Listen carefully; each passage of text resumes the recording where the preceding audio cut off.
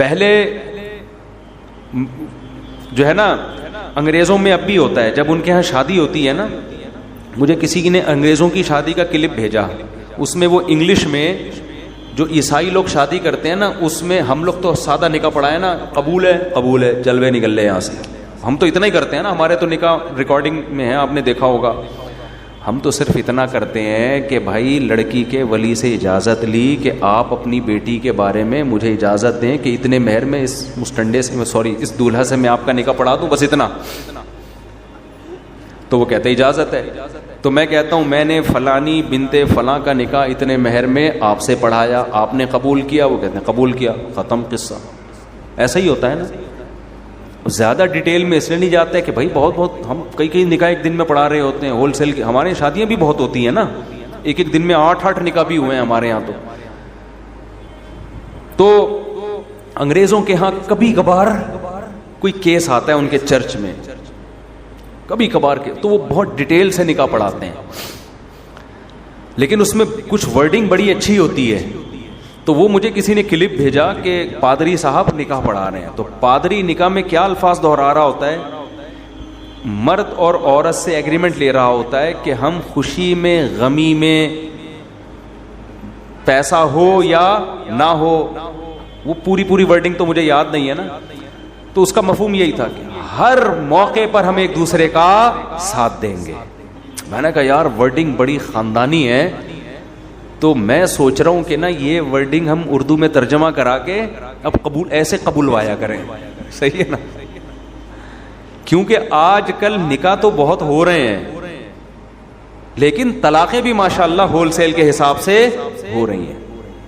وجہ کیا ہے؟ ذرا سا کسی میں عیب نظر آیا، اب دنیا کو چونکہ مسافر خانہ سمجھنا ہی نہیں ہے، سارے مزے یہیں اڑانے ہیں، تو تھوڑا سا بھی کوئی ٹیکنیکل قسم کا فالٹ شوہر میں پیدا ہو گیا، عورت کہتی خلا کی طرف جاؤ، بیوی میں ٹیکنیکل ذرا سا فالٹ پیدا ہو گیا، مرد کہتے ہیں طلاق دے کے جان چھڑاؤ. میں سمجھا پا رہا ہوں اپنی بات؟ کیوں؟ جب سارے مزے ہی اڑانے ہیں تو یار بیوی شادی ہو گئی، پتہ چلا جی اس میں کوئی بیماری ہے یا اولاد نہیں ہو سکتی اس کے، طلاقیں پہلے نہیں دیتے تھے لوگ، طلاق بھائی اولاد ہے نہیں، یہ تو اللہ کی طرف سے، بانجھ ہے، ساری زندگی نبھا کریں گے، کوئی مسئلہ نہیں ہے. اب لوگ میرے پاس آ رہے ہوتے ہیں، یار ہماری بیوی کی اولاد نہیں ہو رہی، 4 سال ہو گئے، 5 سال ہو گئے، طلاق دینا چاہتا ہوں. میں کہتا ہوں یار ایک تو بیچاری کی اولاد نہیں ہو رہی، اس کا غم ہے، اوپر سے طلاق کا دھبا لگے گا، ڈبل غم نہیں ہو جائے گا؟ اور ویسے بھی اللہ نے اجازت دی ایک اور کر لو، کہہ رہے نہیں ایک اور کے حقوق اور وہ خرچہ اور وہ ڈبل. ابے کر لے، اللہ مدد کرے گا یار تیری، وہ بھی تو کسی کی بیٹی ہے نا. تو مرد کا ظرف بھی کیا ہو گیا؟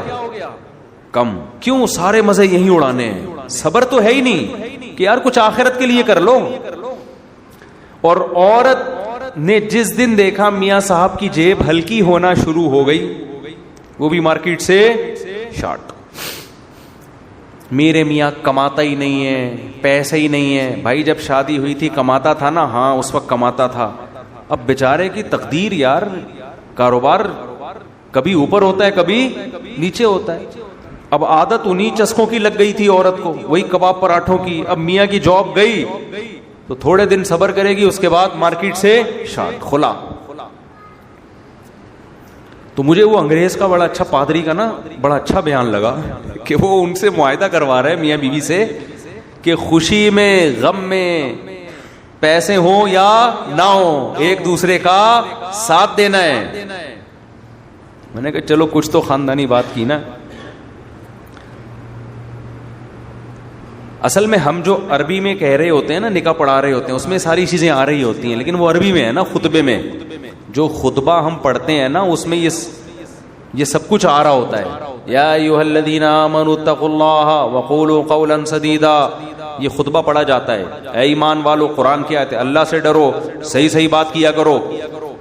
تو مجھے لگ رہا ہوتا ہے اگر میں اس کا ترجمہ کرا دوں نا تو دولہا ابھی سے بولے گا ہم نے تو صحیح بات کرتے تو رشتہ ہی نہیں طے ہوتا.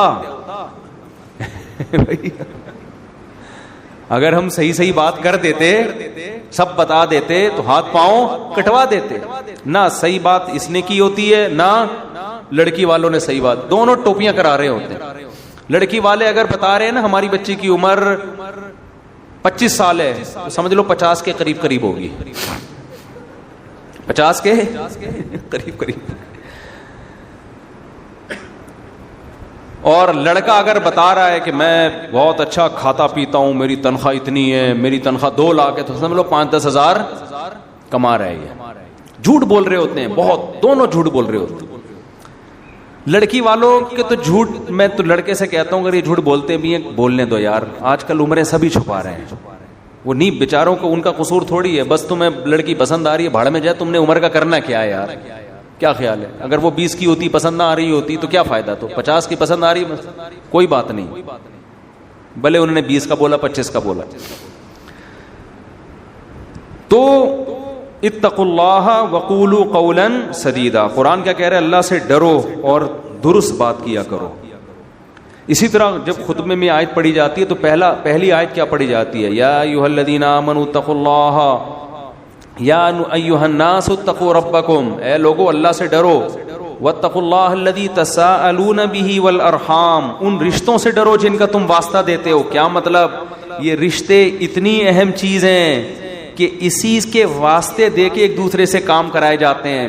تو یہ رشتے نکاح سے وجود میں آتے ہیں, طلاقوں سے رشتے ٹوٹتے ہیں, بنتے نہیں ہیں. تو اسی میں مضمر ہے کہ جوڑ کے رکھنا ہے, رشتے کو ویلیو دینی ہے.